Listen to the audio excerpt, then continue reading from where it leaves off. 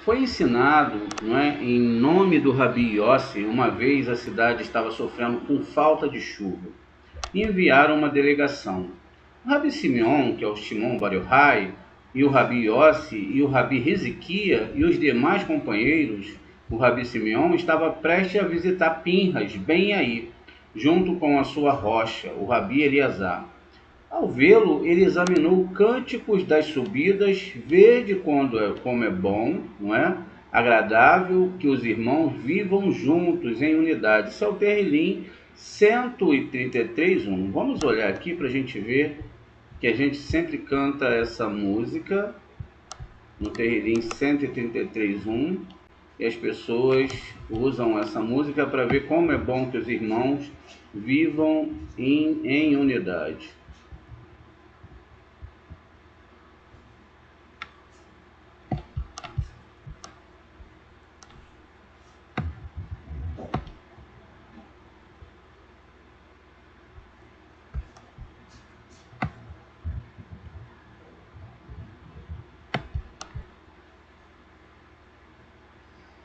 Uma canção de subida, Shir HaMa'alot le Davi, e aí diz aqui, ó, Inematov Umanaim. Todo mundo conhece essa música, não é? Inematov Imanaim é uma música, Umanaim é uma música muito famosa, não é?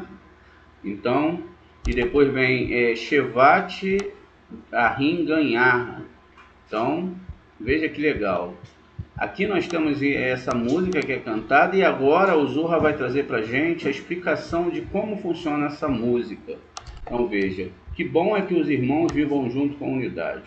A expressão em unidade, disse ele, tá vendo? A expressão aqui em unidade, no Terrilim, né? Então que os irmãos, né? Ó, que bom, Ine Matov, Umanaim. Que bom é que os irmãos, aqui a rim, tá vendo? Aqui a palavra rim é irmãos, gan e arad, ó. Então, e arad aqui é em unidade, que os irmãos vivam unidos. Veja, que bom que eles estejam unidos, ou atentos, ou prestando atenção, tá vendo? Então é uma questão dentro do Zohar muito profundo que a gente vai entender agora. Disse ele, isso se refere a quem? Aos querubins, tá vendo? Então isso se refere aos querubins, quando os seus rostos voltavam, era para o bem do mundo. Que bom e agradável, mas quando o macho virava, viu? Quando isso acontecia, era bom e agradável, mas quando o macho virava, o rosto da fêmea era ruim para o mundo. Então, se o macho ele virava o rosto, o querubim macho, ele virava o rosto para a fêmea, era, né?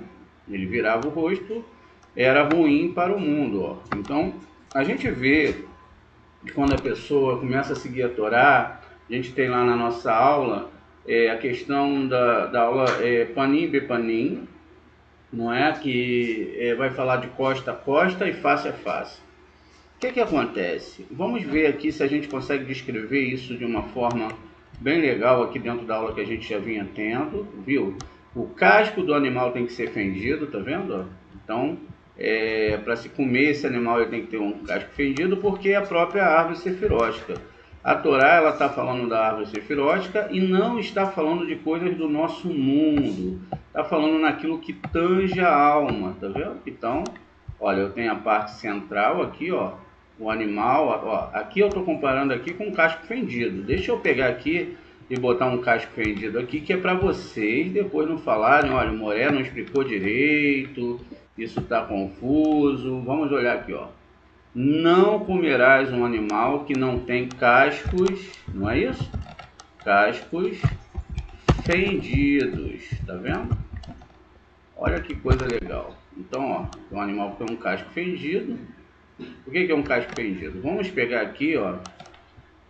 Olha aqui, ó. Isso aqui tá mais bonito, né? Vamos copiar aqui, ó. Levar o casco lá pro nosso local aqui, ó. E vamos fazer a comparação, tá vendo? Então a gente faz a comparação aqui e a gente tá vendo que o que a gente tá falando aqui é algo realmente que tem sentido, não é? Tem sentido, olha lá, o casco fendido, tá vendo? Ó, o que esse casco fendido vai lembrar? Veja que legal, né? Você que gosta aí de comer um mocotó, não é? Ó, olha que legal aqui, ó. Tá vendo? A mesma coisa, ó. Tá vendo? Vamos comparar lá. Vocês acham que é a mesma coisa? Acham? Tá vendo? Aqui no meio é a parte central, ó, tá vendo? Ó, da árvore seferótica, lado esquerdo e lado direito. Não está falando então de pata nenhuma de animal, está falando aqui da árvore seferótica, que cabe aonde? Dentro do único local onde pode ser entendido, que é o cérebro humano. Então, quando fala de cascos fendidos, que comerás animais de cascos fendidos, é porque você tem que saber que essa árvore ela é formada de dois lados, lado direito, lado esquerdo, e a parte fendida, ó, que é central, aqui como no cérebro. Tá? A gente pegou aqui o casco de um animal fendido, não é? Ó, a mesma coisa do cérebro, tá vendo? Que é a mesma coisa da árvore sefirótica. Ó, o cérebro é dividido em duas partes, direita e esquerda, e a árvore sefirótica também é, ó.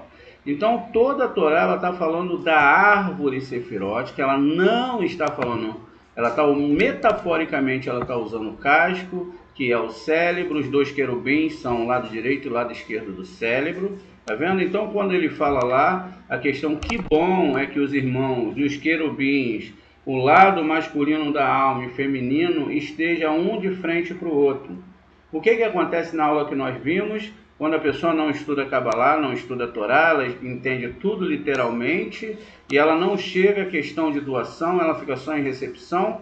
Isso significa que o lado do esquerdo, que é Biná, e o lado direito, eles estão de costas um para o outro.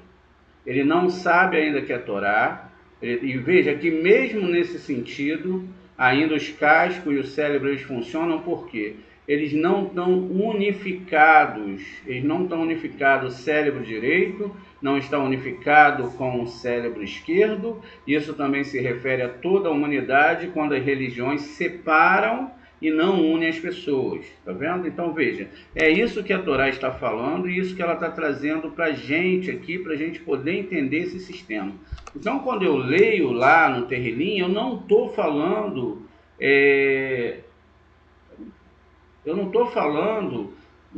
unicamente da questão de simplesmente que os irmãos vivam em unidade. Isso é um parâmetro, mas essa não é a questão dentro da Torá. O Zohar ele vem trazer para a gente todas essas questões para nos tirar da literalidade, tá vendo? Tirar da literalidade significa o quê? Que agora eu estou tendo uma compreensão maior. Então veja, quando isso acontece, quando eu não estou em doação, eu estou em recepção, é lógico que o humano em recepção ele vai fazer o quê? Vai criar guerras, ele quer pegar o que é do outro, vai roubar o que é do outro, vai ter todos aqueles problemas que nós já conhecemos. Justamente porque ele não alcançou esse nível dentro da Torá. Isso significa que o que nós estamos vendo aqui é justamente tudo uma configuração, ó, tá vendo? Mental.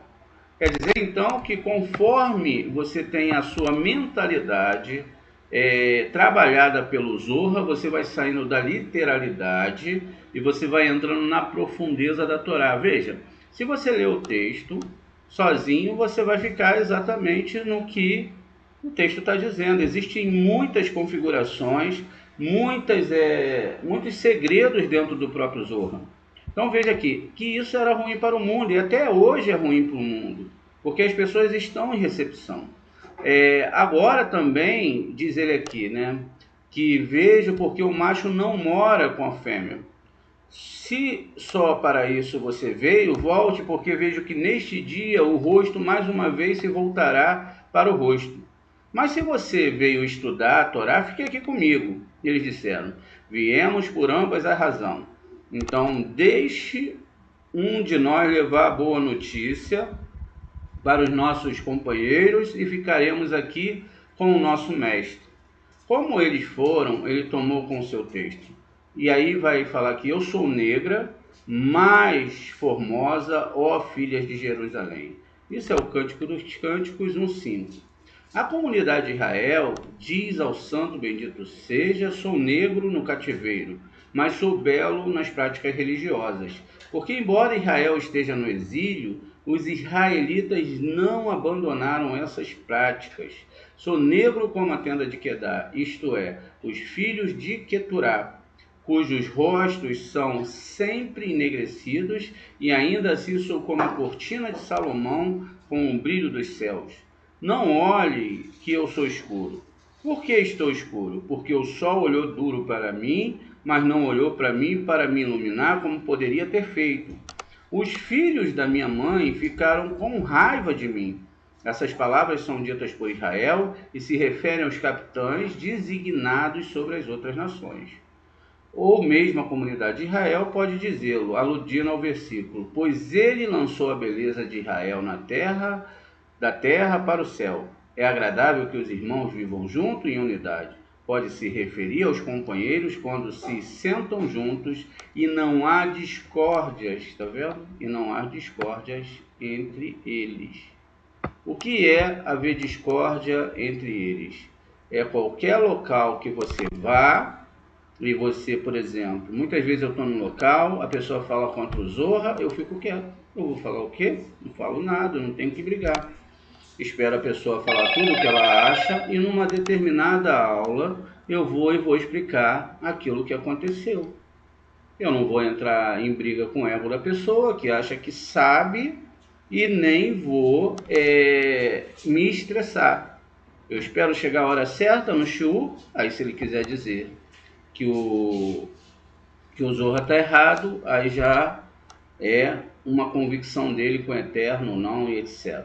Então veja, não pode haver discórdia entre eles, então não pode ter nenhum tipo de coisa que você ataque o seu irmão em nenhum período e o seu irmão se sinta ofendido, não é? Então isso não pode acontecer, por isso que nós temos que analisar todos os fatos profundamente. Isso também quer dizer que você não pode permitir-se deixar seus irmãos preocupados, você tem que dar um jeito de você sempre conseguir, não é? A ajuda da comunidade, a comunidade um ajudar o outro, um está preocupado com o outro, mas todos se esforçarem para fazer o seu papel. O seu papel de ser saudável no meio da comunidade, para estar junto, tanto espiritualmente, como também no corpo. Ou seja, um guardando o outro. E o que é guardar o outro? É se preocupar com o outro. Desde que o capricho do outro seja querer estudar a Torá e crescer na Torá. Ver que a comunidade ela vai crescer através do estudo profundo da Torá. Essas coisas não podem acontecer por causa de uma animosidade entre os irmãos, não pode. Ela vai crescer através exatamente desse entendimento que nós temos que ter. Olha, Yahid, não é? Que vem da palavra Yehud, que criou a palavra judeu, né? E foi mal entendida, tem a ver de entrelaçamento. Mas esse entrelaçamento, ele tem que ser real, ele tem que ser verdadeiro. Tem que ter uma preocupação de todos os lados para conversar com o irmão de uma forma adequada, sem querer impor aquilo que você acha para o seu irmão. Não é? O seu irmão, ele, naquele momento, ele não pode entender aquilo. É lógico que existem barreiras, a gente está falando de cabalistas. Se a gente está falando de cabalista, a gente está falando de pessoas que não falam palavrões, pessoas que não vão desejar a mulher do seu próximo, pessoas que vão respeitar a casa do seu próximo, pessoas que estão num nível maior. Não dá para ser cabalista e continuar no nível, não é, que é abaixo desses padrões. Nem dá para se imaginar isso. Os padrões da Torá, eles são padrões altos e são construídos, não é, pelo Eterno dentro de todo ser humano. Então veja, não pode haver discórdias entre eles. Assim como cada um do grupo, ele tem que estar na unidade, ele tem que estar na altura e na percepção para que ele possa ajudar o seu irmão, não é? E que o seu irmão também possa ser ajudado por ele. Essa é a questão. Diz aqui ainda, né? Eles são o primeiro como combatentes que procuram matar, né? Eles se sentam juntos. Eles são primeiro como combatentes que procuram matar uns aos outros, ou seja, anteriormente, mas depois se tornam amigos e irmãos. Deus diz, Hashem diz, veja como é bom, né? Então, isso é bom, isso é Tov. Tov tem gematria 17. E ele mesmo os ouve e se deleita em sua conversação. Portanto, vocês, companheiros, que estão aqui reunidos, como vocês têm sido amigos íntimos, veja, amigos íntimos, né? Não devem sair, vocês não devem sair, até que Deus lhe dê a saudação, as saudações, dê saudações alegres em homenagem a você e haja paz no mundo. O que significa aqui? Que a amizade que os cabalistas têm que ter, elas têm que ser uma amizade de amor verdadeiro, que não pode haver restrições. Não pode ter lashon hará. Não pode. Mas também pode haver conversas que a gente padronize como a gente vai ajudar um irmão a sair de uma situação difícil. E às vezes até a análise do que aquela pessoa está naquela situação difícil. Então a gente pode fazer essa análise quando você tem um bom coração e quer ajudar, e aí a gente ajuda essa pessoa a sair dessa situação difícil, e isso estar entrelaçado, é ser a garantia mútua um do outro. Geralmente, nas religiões, existe a questão de que todo mundo se ama muito, mas quando um precisa ser a garantia mútua do outro, não é, porque existe um castramento. Olha, eu vou até aqui, e aí, tá, eu te ajudo até aqui, depois eu não te ajudo mais. O outro que é ajudado também não se esforça, ele tem que se esforçar para que ele possa também, amanhã ou depois, ajudar o outro. E assim um vai ajudando o outro, tendo garantia mútua para que todos possam realmente se ajudar. Isso é estar em unidade, isso é amar de verdade, isso é estar junto, ser garantia mútua em qualquer situação. Assim diz, continuar o caminho até chegarem ao Rabi Pinhas Ben Yair. O Rabi Pinhas saiu e beijou, dizendo, tenho o privilégio de beijar Sheriná. Ele preparou divãs com toldos para eles. Então imagina aquelas melhores cadeiras, com toldos cobrindo-os. E o Rabi Shimeon disse, a Torá não exige isso. E ele empurrou todas essas coisas para o lado, falou que não servia, e eles se sentaram no lugar, pelo que parece o texto aqui, muito simples. O Rabi Pinhas disse, antes de comer, ouçamos algo do grande mestre. Porque o Rabi Simeão sempre diz o que pensa. Ele é um homem que diz o que tem a dizer, sem céu ou terra. Ele não teme o céu porque Deus concorda com ele. E ele não teme mais os homens do que um leão teme um cordeiro. Então veja, ele não tinha preocupação mais com nada, tão grande era o nível espiritual dele. O Rabi Simeão dirigiu-se então ao filho de seu filho Eleazar, que é o Shimon Bar Yochai, e falou para ele, dizendo, levanta-te e diga algo novo na presença do Rabi Pinhas e do resto dos companheiros. Nisso, Rabi Eleazar levantou-se e começou com o texto. O Senhor falou a Moshe depois da morte dos 2 filhos de Arão. Isso é o Levítico 26. Disse, este versículo parece supérfluo, pois o texto continua, e disse o Senhor a Moisés, fala a Araão, teu irmão, que deveria ser propriamente o início da sessão. A explicação é essa. Quando Deus deu o incenso a Arão, ele desejou que nenhum outro homem usasse enquanto ele vivesse. Ele lhe disse, você deseja aumentar a paz no mundo? Por sua mão a paz será aumentada acima. Portanto, o incenso de especiarias será dado na sua mão de agora em diante. E durante a sua vida ninguém mais o usará. Então Nadav e Avihu, porém, quiseram oferecê-lo. Aprendemos que o próprio Moisés se esforçou para descobrir qual era a causa do seu infortúnio. Por isso Deus falou com ele depois que eles morreram e disse, A causa é que eles se aproximam do Senhor e estavam à frente da vida do seu pai. Pois bem, eles tomaram a frente do sacerdócio do pai. Pois bem, os filhos de Arão trouxeram sobre si o que foi dito, indo à frente do templo do seu pai, o que eu mereço se for à frente do meu pai. E Rabi Pinhas e o resto dos companheiros, ouvindo isso, Rabi Pinhas aproximou-se dele, beijou-o e o abençoou. Então o próprio Rabi Eleazar falou: o que eu vou fazer passando na frente do meu pai, ou querendo, e além dele, fazer aquilo que ele tem que fazer, Shimon Bar Yochai, o que eu vou fazer no lugar dele? E essa foi uma explicação aqui da Torá. O Rabi Simeão então raciocinou sobre o versículo.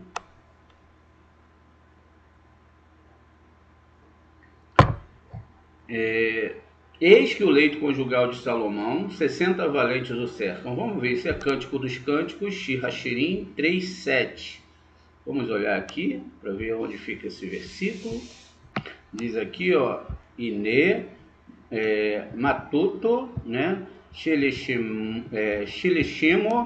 Shishim, Garim, Shevi, Belá, Megavori, Israel. Ou seja, ali está o leito de Salomão, cercado por 60 guerreiros de Israel. Vamos ver aqui então. E disse: o leito nupcial, veja, o leito nupcial é o que pergunta, esse é o leito nupcial. Aqui é o trono, veja, aqui esse leito é o trono da glória do rei Salomão. O que nós aprendemos algumas aulas atrás sobre o nome de Salomão? Shilomo, na verdade, é muito mal interpretado como Salomão, é Shilomo. Então, o que nós lemos? Que Shilomo, ele, na verdade, quando está descrito no Taná, não está falando de Shilomo, exceto em alguns momentos de todo um livro. Ele, se eu não me engano, o próprio Shir-Hashirim, somente num versículo está se referindo ao próprio Shilomo, mas todas as vezes que está se falando é o Eterno. Falou-se Shilomo, está se falando do Eterno. Preste atenção nisso, porque isso é muito importante de se entender, isso é muito importante de se guardar. E aí diz: quem é ele? O rei a quem pertence a paz. Qual é o único rei que pertence à paz? É Hashem. Então, aquele leito que nós imaginávamos com 60 guerreiros de Israel já começou a mudar toda a sua referência. Por que começou a mudar? Justamente porque agora a gente vai entender isso de uma forma mais ampla e muito maior do que lendo o texto em si. 60 homens fortes estão ao redor, presos ao seu lado, emissários da cúpula da justiça severa. Então, esses homens, eles são emissários da cúpula da justiça severa, e eles são chamados de 60 cajados, chamados 60 cajados de fogo, com os quais aquele jovem chamado Metrate, ou Metratron, hoje pode falar, está cingido. Em sua mão direita está uma espada flamejante, e em sua mão esquerda carvões de fogo com 60.000 chamas ardentes. Esses 60 estão armados com instrumentos mortíferos, do arsenal do poder superior, do santo e bendito seja ele.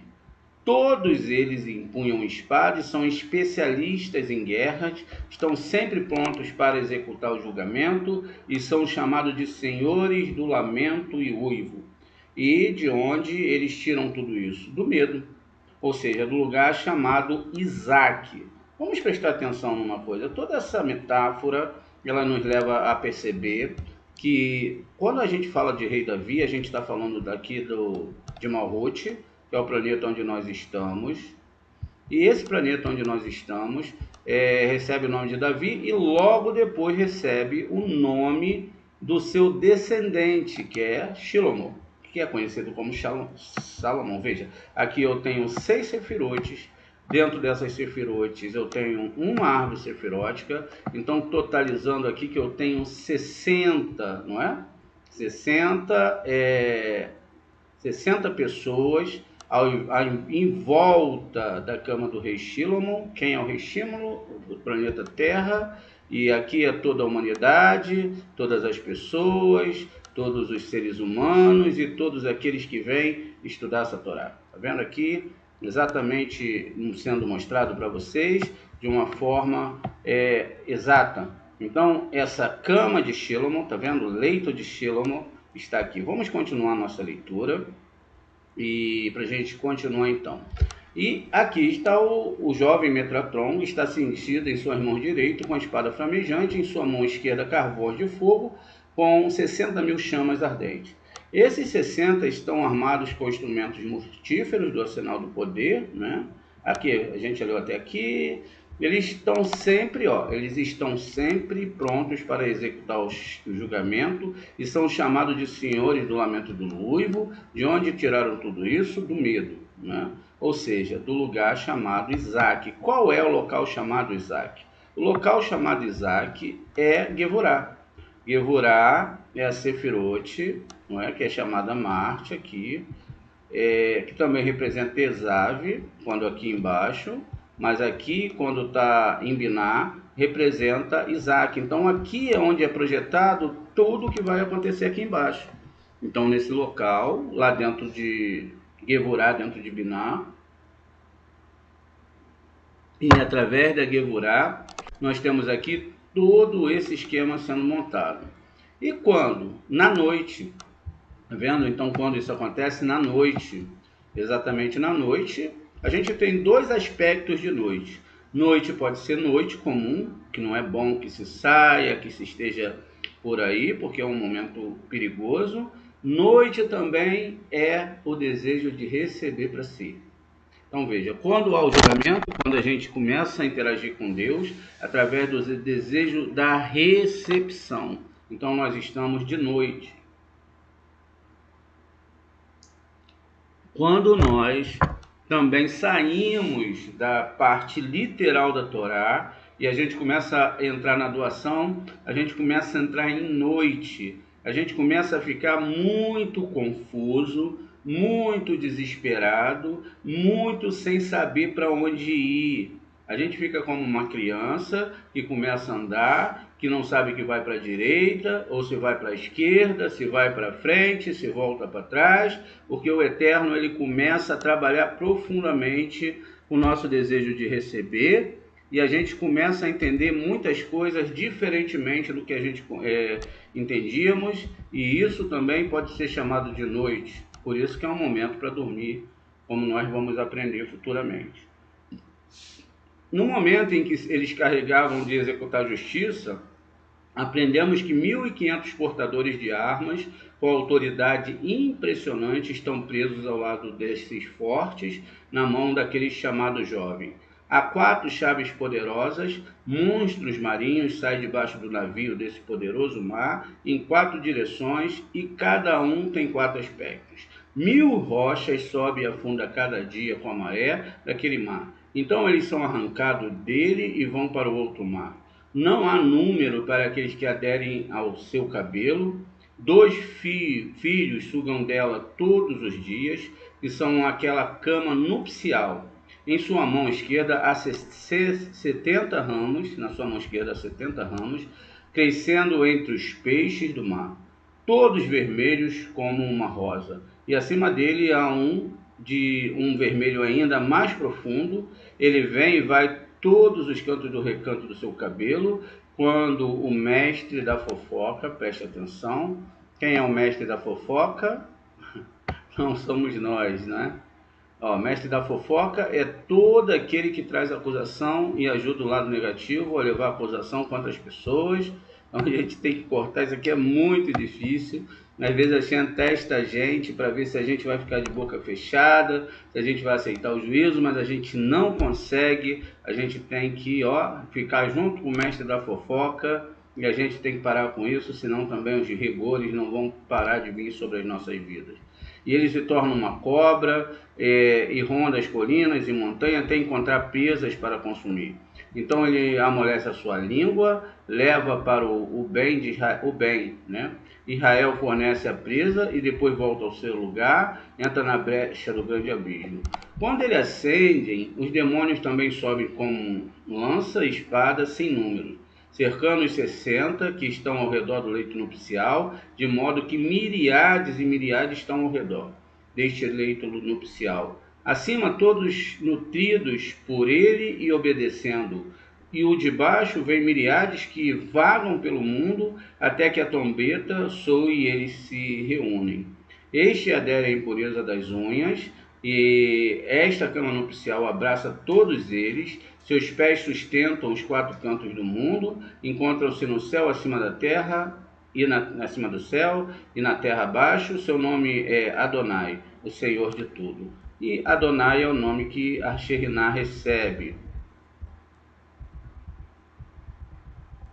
Este nome está escrito entre seus exércitos, e é por isso que o sacerdote deve concentrar seus pensamentos nas coisas celestiais, para unificar o santo nome do lugar habitual. Por isso aprendemos que Arão deveria entrar no santuário com Zot, né? Exatamente o Zain, o Vav e o Tav, que é a parte masculina. Com isso, ele deveria trazer a santidade do seu lugar, e deste lugar o homem deve temer a Deus, e isso está escrito: ó, se eles fossem sábios, eles entenderiam o Zot. Isso está no Devarim 32, 29. Vamos olhar aqui. Diz aqui: se fossem sábios, veja, Lo Rohimá, tá vendo a Sefirah Rohimá? Ishiklu Zot, tá vendo? E se eles fossem sábios, a palavra Zot é Zain, Aleph e Tav, e Beinu Leharetam.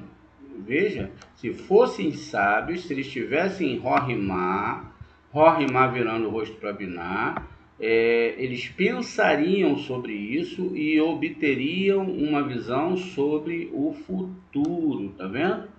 Então, a Torá, ela mostra todo o caminho. Isto é, se o homem considerasse como Zot está cercado por todas as hostes que estão prontas diante dele, estão prontas para punir os pecadores, eles, tá vendo o que eles faziam? Eles imediatamente considerariam seu fim por último, tá vendo? Então, eles prestariam muita atenção nessa Torá para aprender ele. Eles seriam cuidadosos com seus atos. O que é ser cuidadosos com seu ato? O principal deles, Lashon Hará, não amar o próximo, não ajudar o próximo, tá vendo? Então eles tomariam muito cuidado com esses atos, não é? E o que? A unidade da nossa Beit, a unidade das pessoas, o cuidado um com o outro. Assim como cada um tem um cuidado, a gente tem que se amar profundamente. É um papel, às vezes a gente está acostumado com o que a sociedade determina, e não é como a sociedade determina, é como o Eterno determina. Veja, existem forças que nem se imaginam em volta da Shekhinah, em volta do nome Adonai, e essas forças elas estão prontas para castigar o homem. Então diz aqui, né, eles seriam cuidadosos com seus atos e não pecariam, não pecariam diante do bendito seja ele. Eles tomariam muitíssimo cuidado. O Rabi Simeon então disse: se um homem estuda a Torá e guarda esse Zot, não é? Ele guarda esse Zot, então o Zot o protege e faz um pacto com ele sobre sua própria aliança, de que ele não se afastará dele ou dos seus filhos, ou os filhos dos seus filhos para sempre, como está escrito. E quanto a mim, este Zot é minha aliança com eles. Então veja.